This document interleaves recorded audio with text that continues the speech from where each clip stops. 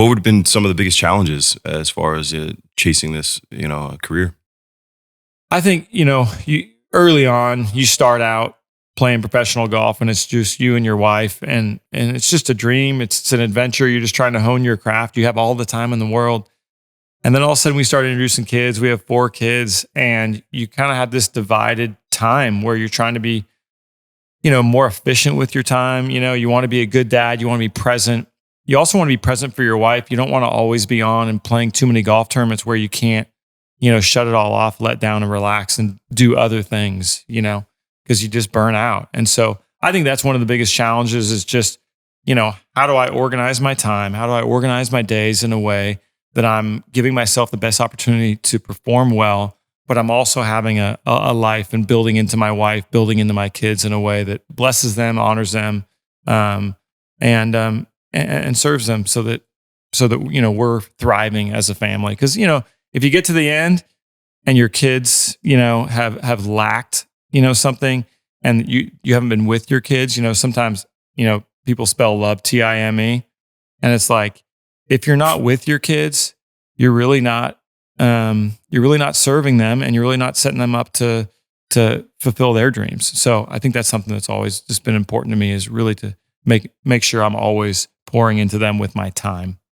It's incredible. Yeah. And I mean, Jim Nance said it the other day, time's our most valuable currency, right? So especially with kids, they don't know anything other than time, right? And your time with them for the most part when they first start. So, and how you show up for them. So it's really cool to hear how you balance work life and family life. Yeah, I don't always do it well. My son, one of my middle kids, is 13 years old, and he went and played in this tournament last week. He shot his 2 best rounds ever. His best round ever was 77. He shot it in the tournament. Whoa. Previous best round in the tournament was 85. So he shoots 77. We're thrilled to death. He goes to round 2. This is the biggest tournament they'll play all year. He's in middle school. And on the last day, he shoots 71. What? And we're like, oh my gosh. And we're literally like floating out of that place. And their team ends up winning by 1 stroke. No way. And we're just so thrilled. And then his sister asks him about it and says, so you're telling me that you shot your 2 best rounds ever and your team won by 1 stroke, and because of you, your team won the championship? And he said, no, there's 4 scores that count. We all pitched in. And I'm like, that's even better. Yeah. And to celebrate, we had a family dinner and we were just excited. And then I was kind of on my phone with something, whatever. And my son looks at me and goes, Dad, I thought it'd be cool if we went to Jenny's and just took the Bronco and went to ice cream together. He said, but would you mind if we go no phone?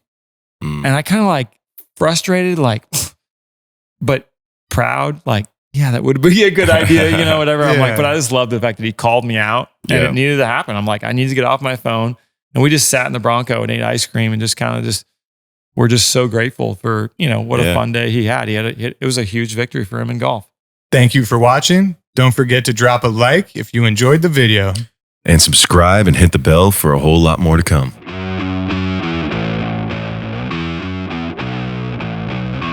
Thanks for tuning in to Studio 22.